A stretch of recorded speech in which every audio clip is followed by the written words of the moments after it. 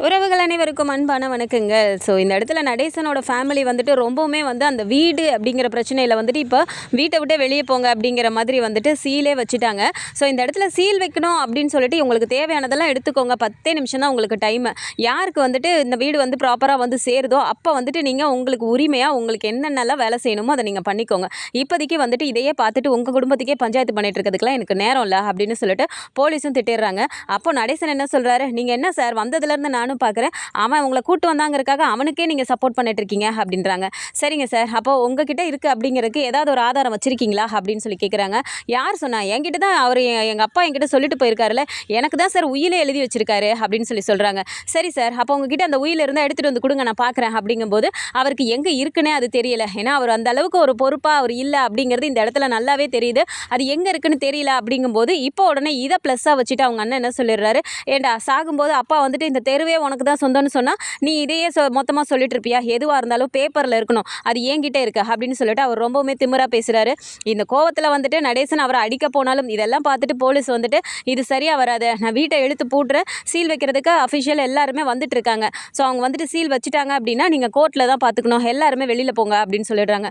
10 நிமிஷம் டைமு, அதுக்குள்ளே உங்களுக்கு தேவையானதெல்லாம் எடுத்துக்கோங்க அப்படின்னு சொல்லும்போது சேரனாக இருக்கட்டும் சோழனாக இருக்கட்டும் எவ்வளவோ போயிட்டு அவங்க கிட்ட கெஞ்சி கேட்குறாங்க. ஸோ சேரன் போயிட்டு பெரியப்பா அவங்க காலில் கூட விழுறேன் பெரியப்பா, திடீர்னு வெளியே போக சொன்னால் என்ன பண்ண முடியும் அப்படிலாம் போய் பேசும்போதும் கூட அவங்க மனசு இறங்க மாட்டேங்கிறாங்க. ஸோ என்ன தான் பண்ணாலும் சீல் வைக்கணும் அப்படிங்கும்போது இவங்களுக்கு தேவையான திங்ஸ் எல்லாம் எடுக்கிறாங்க. அப்போ பல்லவன் மட்டும் ஒரு மாதிரி உம்முனே உள்ளே நின்றுட்டு இருக்கும்போது இப்போ போயிட்டு சோழன் என்னடா எடுத்துக்கடா, அதான் 10 நிமிஷம் தானே டைம் கொடுத்துருக்காங்க அப்படிங்கிறாங்க.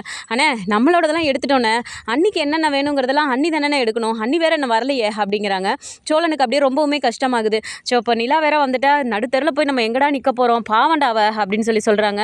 அதானே கஷ்டமாகவே இருக்குது அப்படின்னு சொல்லிட்டு இருக்கும்போது கரெக்டாக நிலா வந்து ஆஃபீஸ்லேருந்து வந்துடுறாங்க. ஸோ வீட்டுக்கு வந்ததுமே பார்த்தா இவங்க எல்லாமே வந்து லக்கேஜ்லாம் எடுத்துகிட்டு இருக்கும்போது வெளியில் வந்து எல்லாருமே நின்றுட்டு இருக்காங்க. நிலாவுக்கு ஒன்றுமே புரியல. நேராக உள்ளே போகிறாங்க. போயிட்டு என்ன எல்லாம் எதுக்கு பேக்லாம் வச்சுட்டு இருக்கீங்க, எதுக்கு இவங்கெல்லாம் வெளியே நின்றுட்டு இருக்காங்க அப்படிங்கும்போது இப்போ வந்து எல்லார் முகமுமே வாடி போயிருக்கும்போது என்ன நடந்துச்சு, என்ன பிரச்சனை அப்படின்னு சொல்லி கேட்குறாங்க. இப்போ வந்துட்டு சேரன் அழுக ஆரம்பிச்சிடுறாரு. சோழனுமே அப்படியே ஒரு மாதிரி நின்றுட்டு இருக்கும்போது அண்ணா எதுக்குன்னு அழுதுட்டு இருக்கீங்க, சோழன் என்ன நடந்துச்சு யாராவது சொல்லுங்களேன் அப்படின்னு சொல்லி கேட்குறாங்க. ஸோ நடந்த பிரச்சனை எல்லாத்தையும் சொல்லிவிட்டு நம்மளை வந்து எல்லா திங்ஸையும் எடுத்துகிட்டு 10 நிமிஷத்தில் வெளியே வர சொல்லியிருக்காங்க அப்படிங்கிறாங்க. ஸோ நிலாவுக்கு இந்த இடத்துல ஒன்றுமே புரியல. வேகமாக வெளியில் வராங்க. அங்கிள் என்ன அங்கிள் உங்ககிட்ட அப்படி எந்த உயிலுமே இல்லையா அப்படிங்கிறாங்க.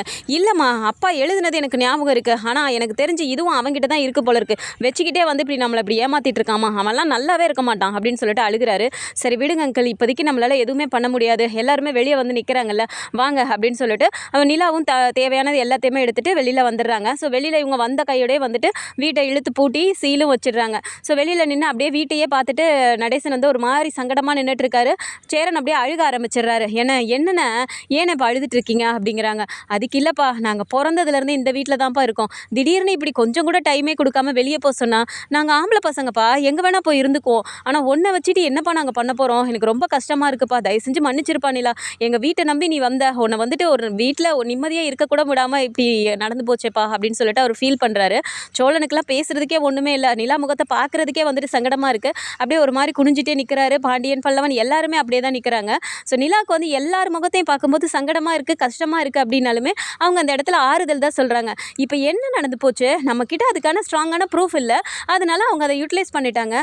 முதல்ல நம்ம இருக்கிறதுக்கு ஒரு நல்ல வீடு இருக்கணும், அது நான் வந்ததுலேருந்தே சொல்லிட்டே தான் இருந்தேன். சரி ஆஃபீஸ் போயிட்டு கொஞ்சம் ஒரு இது ஆனதுக்கப்புறம் பண்ணலான்னு நினச்சிட்டு இருந்தேன், அதுக்குள்ளே இப்படி ஒரு பிரச்சனை ஆயிடுச்சு. சரி விடுங்க, எதுவாக இருந்தாலும் நம்ம ஃபேஸ் பண்ணி தானே ஆகணும், வாங்க அப்படின்னு சொல்லிட்டு இப்போ அங்கேருந்து கிளம்பி வராங்க. இப்போ இந்த இடத்துல வந்துட்டு அவங்க கிளம்பி நேராக வந்துட்டு எங்கே போகிறது அப்படின்னு சொல்லி யோசிச்சுட்டு நேராக வந்துட்டு பாண்டியன் வாங்க நம்ம கடையில் போய் உட்காந்துட்டு டீ சாப்பிட்டு அதுக்கப்புறமா யோசிக்கலாம் அப்படின்னு சொல்லிட்டு நேராக கடைக்கு போயிடுறாங்க.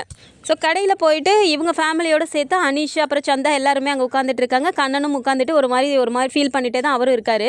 இந்த விஷயம் கேள்விப்பட்டு அரசல் பரசல் அப்படியே வந்து அவங்க அம்மா போயிட்டு வீட்டில் வானதியை திட்டவும் வானதிக்கு இப்போ நியூஸ் தெரிஞ்சிருச்சு. வானதி நேராக கிளம்பி கடைக்கு வராங்க. இப்போ கடைக்கு வந்து பார்த்தா அங்கே வந்து எல்லாருமே உட்காந்துட்டு இருக்கதை பார்த்துட்டு அப்படியே வானதி நேராக போயிட்டு பாண்டிக்கிட்ட என்ன பாண்டி உங்கள் வீட்டை விட்டு எல்லாத்தையும் வெளியே அனுப்பிட்டாங்களாமே, பிரச்சனை ஆயிடுச்சாமே அப்படிங்கிறாங்க. அதான் விஷயம் கேள்விப்பட்டு தானே வந்திருக்க, அப்புறம் என்ன அப்படின்னு சொல்லி கேட்குறாரு. என்ன பாண்டி எந்த கோவத்தாக இருந்தாலும் என்கிட்ட தான் காட்டுவியா நீ, நான் இப்போ நீ இந்த விஷயம் கேள்விப்பட்டு நான் எப்படி வேகமாக ஓடி வந்தேன் தெரியுமா அப்படிங்கிறாங்க. சரி இப்போ நீ வந்துட்ட, நாங்கள் என்ன பண்ணணும்னு என்ன இதில் உட்காந்துட்டு இருக்கோம், நீ பாட்டுக்கு வந்து இப்படி பேசிகிட்டு இருக்க, கொஞ்சம் நேரம் அமைதியாக வானதி அப்படிங்கிறாங்க. சரி இப்போ வீட்டுக்கு என்ன பண்ண போகிறீங்க அப்படிங்கிறாங்க. அதான் யோசிச்சுட்டு இருக்கோம் அப்படிங்கிறாரு. சரி பாண்டி அப்போ வேணா நான் ஒரு யோசனை சொல்கிறேன், எப்படி இருந்தாலும் என் வீட்டில் திட்ட தான் போகிறாங்க. பேசாமல் நீ என் வீட்டுக்கு வந்துடுறியா, நம்ம என் ரூம்லேயே இருந்துக்கலாம் அப்படிங்கிறாங்க. ஏய் உனக்கு ஏதாவது அறிவு இருக்கா? இங்கே இத்தனை பேர் நாங்கள் உட்காந்துட்டு இருக்கோம், என்ன மட்டும் ஓ வீட்டுக்கு வான்னு கூப்பிட்டுட்டு இருக்க. அப்படியே நான் வந்தோடனே உங்கள் வீட்டில் வந்துட்டு என்ன வான்னு கூப்பிட்டு உள்ளே உட்கார வைக்கிற மாதிரி அப்படின்னு சொல்லி திட்டுறாரு. பாத்தியா நான் ஒரு நல்ல எண்ணத்தில் சொன்னாலும் எப்போ பாரு என்னை திட்டிகிட்டே தான் இருக்க அப்படின்னு சொல்லிட்டு அவங்க சொல்லிட்டு இருக்காங்க. ஸோ எல்லாருமே சைலண்ட்டாக உட்காந்துட்டு இருக்கும்போது இப்போ சந்தா வந்து அனிஷ் கிட்ட போய் ஏதோ சொல்கிறாங்க. அப்போ சேரன் அப்படியே பார்க்குறாரு. அப்போ என்ன சொல்லுது சந்தா அப்படின்னு சொல்லி கேட்கும்போது, ஒன்றும் இல்லை பையா, எல்லாருமே எவ்வளோ நேரம் இங்கேயே உட்காந்துட்டு இருக்குது. எங்கள் வீடு சின்ன வீடு தான், இருந்தாலும் இன்னைக்கு ஒரு நாள் நம்ம அங்கே இருந்து அட்ஜஸ்ட் பண்ணிக்கலாம்ல, அதான் சந்தா சொல்லுது அப்படின்னு சொல்லி சொல்கிறாங்க. இதை கேட்டதும் பாண்டிக்கு வந்துட்டு அப்படியே ஒரு மாதிரி பார்த்து வானதியை முறைக்கிறாரு. பாத்தியா, அவங்களும் உன்ன மாதிரி ஒரு பொண்ணு தானே, அவங்களும் இங்கே சேரனை கல்யாணம் பண்ணிட்டு வீட்டுக்கு வர போகிறவங்க தானே, அவங்க எப்படி யோசிக்கிறாங்க, எல்லாருமே வீட்டுக்கு வரணும்னு சொல்கிறாங்க. ஆனால் நீ மட்டும் ஏன் வானதி இப்படி இருக்க, எப்போ பாரு நான் மட்டும்தான், என்ன மட்டும்தான் நீ யோசிப்பியா, என் குடும்பம் இல்லாமல் நான் வந்துடல வானதி அப்படிங்கிறாங்க. ஆமாம், எப்போ பாரு நீ என்னவே குறை சொல்லிட்டுரு அப்படின்னு சொல்லிட்டு வானதி அப்படியே ஒரு மாதிரி திருப்பிக்கிறாங்க. ஸோ இவங்க எல்லாம் கடையில் உட்காந்துட்டு இருக்கும்போது பார்த்தா கார்த்திகாவும் அவங்க வீட்டுக்காரும் அப்படியே அந்த சைடு வண்டியில் வராங்க. அப்போ எல்லாருமே கடையில் உட்காந்துட்டு இருக்கதை பார்த்துட்டு டக்குன்னு கார்த்திகா வந்துட்டு, ஏங்க ஒரு நிமிஷம் வண்டியை நிப்பாட்டுங்களேன், எங்கள் மாமா வீட்டில் எல்லாருமே இங்கே தான் உட்காந்துட்டு இருக்காங்க, ஒரு வாட்டி அப்படியே நம்ம இங்கே பார்த்துட்டு போயிடலாம் அப்படிங்கிறாங்க. சரின்னு சொல்லிட்டு அவங்களும் வண்டியை நிப்பாட்டிட்டு சிரிச்சுக்கிட்டே வராங்க. வரும்போது இவங்களுக்கு எல்லாமே முகம் ஒரு மாதிரி வாடி போயிருக்கு. இருந்தாலும் கார்த்திகா சிரிக்கிறதுக்காக பேருக்கு சிரிக்கிறாங்க. வேகமாக கார்த்திகா வந்துட்டு, என்ன மாமா நல்லா இருக்கீங்களா, நிலா நீங்கள் நல்லா இருக்கீங்களா அப்படிங்கிறாங்க. நல்லா இருக்கோம் அப்படிங்கும்போது, என்ன எல்லாருமே கடையில் வந்து உட்காந்துட்டீங்க, ஓ பாண்டியோட கிடையாது, சூப்பர் அண்ணன் மாமா பேரே வச்சுட்ட போல இருக்கு, நல்லா இருக்கு தெரியுமா, மாமா பேர் வச்சோன்னு தான் இந்த கடைக்கு கெத்தா இருக்கு அப்படின்னு சொல்லிட்டு இருக்காங்க. என்ன சேரன் பேரை வச்சிருக்காங்க அப்படிங்கும்போது, ஸோ எல்லாருமே வந்துட்டு இவங்க பேச அமைதியாக உட்காந்துட்டு இருக்காங்கங்கும்போது கார்த்திகாக்கு ஒரு மாதிரியே இருக்கு. என்னாச்சு, ஏன் எல்லாருமே இப்படியே உட்காந்துட்டு இருக்கீங்க அப்படின்னு சொல்லிட்டு நேராக நடேசன் கிட்ட போயிட்டு, மாமா நீங்க எப்படி இருக்கீங்க அப்படிங்கிறாங்க. உடனே டக்குனா, உன் அம்மாவும் உன் மாமங்காரனும் பண்றதுக்கு நாங்கெல்லாம் அப்படியே ரொம்ப நகை நீங்க உட்காந்துட்டு இருக்கோம், நீ வந்து நல்லா விசாரிக்கிறியா அப்படின்னு சொல்லி கேட்குறாரு. டக்குன்னு சேரன் போயிட்டு, பா அதுவே இப்போ தான் வந்து கேட்டுட்ருக்கு, அதுக்கு விஷயம்லாம் தெரியாதுப்பா, ஏன்ப்பா அதுக்கிட்ட போய் நீங்கள் கோவப்படுறீங்க அப்படின்னு சொல்கிறாங்க.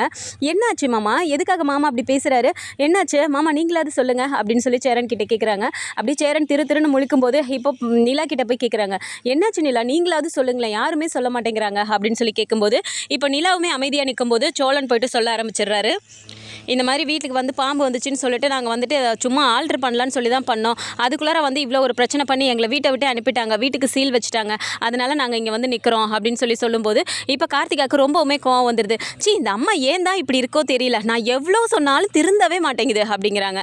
ஸோ கார்த்திகாவோட வீட்டுக்கார் பக்கத்துலேயே நின்றுட்டு, என்னாச்சு கார்த்திகா, ஏன் உங்கள் அம்மா இப்படி பண்ணிட்டு இருக்காங்க, அவ்வளோ பெரிய பிரச்சனை ஆயிடுச்சா அப்படிங்கிறாங்க. பாருங்க, எங்கள் அம்மாவுக்கு எவ்வளோ சொன்னாலும் அறிவே வர மாட்டேங்குது, அவங்க ஏதாவது பிரச்சனை பண்ணுறாங்களா, அவங்க பாட்டுக்கு அவங்க வீட்டில் தானே இருக்காங்க, இந்த உயில் கூட எனக்கு தெரிஞ்சு வீட்டில் தான் இருக்குன்னு நினைக்கிறேன் அப்படிங்கிறாங்க.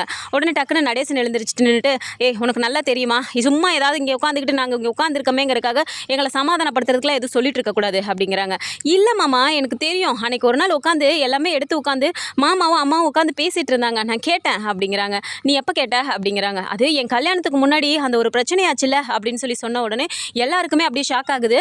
பக்கத்தில் நின்றுட்டு கார்த்திகாவோட ஹஸ்பண்ட் வந்துட்டு அப்படியே பார்த்துட்டு, பிரச்சனையாச்சா, என்ன பிரச்சனை அப்படிங்கிறாரு. உடனே டக்குன்னு சேரன் போயிட்டு சமாளிக்கிறாரு. அதெல்லாம் ஒன்றும் இல்லை, எங்களுக்குள்ளே தான் அடிக்கடி பிரச்சனை வருமே, பிரச்சனைக்கா எங்களுக்கு பஞ்சம் அப்படிங்கிற மாதிரி அவர் சமாளிக்கிறாரு. டக்குன்னு கார்த்திகா சுதாரிச்சுட்டு, இல்லை மாமா அப்போவே பேசிகிட்டு இருந்தாங்க, நான் கேட்டேன், எனக்கு தெரிஞ்சு அது வீட்டில் தான் இருக்குது அந்த உயில், உங்களுக்கு தான் வந்துட்டு தாத்தா கொடுக்கணும்னு சொல்லி அதை எழுதி வச்சிருக்காரு, எனக்கு நல்லா தெரியும் அப்படிங்கிறாங்க. பாத்தியா நான் சொன்னப்போ எவனுமே நம்ப மாட்டேன்ட்டீங்கல்ல, அந்த உயிலை அவனே கையில் வச்சுக்கிட்டு தான் இப்படி வந்து வேணும்னே என்கிட்ட பிரச்சனை பண்ணி நம்ம எல்லாத்தையும் வீட்டை விட்டு வெளியே அனுப்பியிருக்கான் அப்படின்னு சொல்லிட்டு இப்போ நடேசனமே சொல்கிறாரு. ஸோ உடனே கார்த்திகா என்ன பண்ணுறாங்க, சரி நீங்கள் யாருமே கவலைப்படாதீங்க, நான் இப்போ வீட்டுக்கு தானே போகிறேன், அங்கே வீட்டுக்கு போய் நான் பேசிக்கிறேன் அப்படிங்கிறாங்க. டக்குன்னு நிலா போயிட்டு, வேணாம் கார்த்திகா நீங்கள் போயிட்டு எதுவும் பிரச்சனை எல்லாம் பண்ணிட்டு இருக்காதீங்க, நீங்களே இப்போ தான் வீட்டுக்கு வந்துட்டுருக்கீங்க, வீட்டுக்கு போன உடனே எங்களுக்காக பேசி நீங்கள் அங்கே ஏதாவது பிரச்சனை பண்ணாதீங்க அப்படிங்கிறாங்க. அது எப்படி நிலா, மொத்த குடும்பமும் வீடு இல்லாமல் இங்கே வந்து மெக்கானிக் ஷெட்டில் உட்காந்துட்டு இருக்கீங்க, எப்படி நீங்கள் இங்கே உட்காந்துட்டு இருக்க முடியும், அது எப்படி நான் பார்த்துட்டு சும்மா இருக்க முடியும், எனக்கு தெரிஞ்சு நான் போய் பேசிக்கிறேன், நீங்கள் எல்லோரும் இங்கே இருங்க, நான் போயிட்டு கொஞ்சம் நேரத்தில் வரேன் அப்படின்னு சொல்லிட்டு இவங்க நேராக கிளம்பி போகிறாங்க. ஸோ வீட்டுக்கு வந்த உடனே அவங்க எல்லாமே வீட்டில் இருக்காங்க. போயிட்டு இறங்கின உடனே கார்த்திகா அப்படியே கோவமாகவே உள்ளே போகிறாங்க. வாங்க மாப்பிள்ள அப்படின்னு சொல்லிட்டு, வாடி நல்லா இருக்கியா அப்படின்னு சொல்லும்போது முறைச்சிக்கிட்டே உள்ளே போகிறாங்க. இவ என்ன எப்போ பாரு வீட்டுக்கு வரும்போதெல்லாம் முறைச்சிக்கிட்டே தான் வருவாளா, என்ன மாப்பிள்ள ஏதாவது பிரச்சனையா, சண்டை அவங்களுக்குள்ளே எதுவும் அப்படிங்கிறாங்க.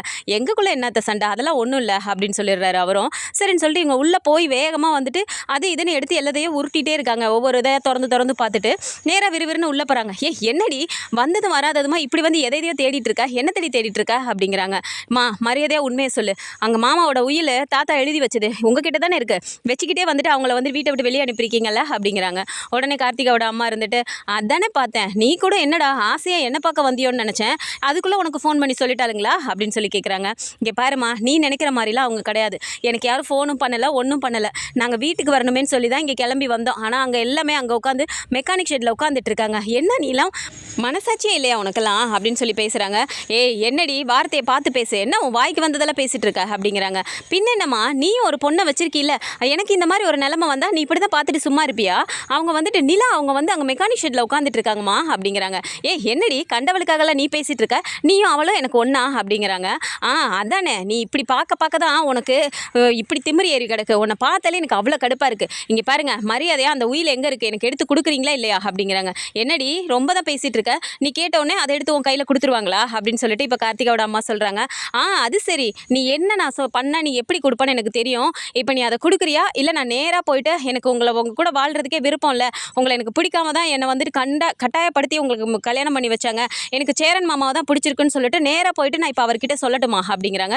ஏய் அப்படிலாம் போய் சொல்லி வச்சிடாதடி, என்னடி வாழ்க்கையவே கெடுக்க பார்க்குற அப்படிங்கிறாங்க. ஆமாம், இந்த வாழ்க்கையை நான் கெடுக்கல, ஆரம்பத்துலேருந்து என் வாழ்க்கையை கெடுத்தது நீ தான். எனக்கு ஆசையாக இருக்குது, எனக்கு சேரன் மாமாவை தான் பிடிச்சிருக்கு, எனக்கு கல்யாணம் பண்ணி வை, நீ எத்தனை வாட்டி கெஞ்சினேன், நீ செஞ்சியா?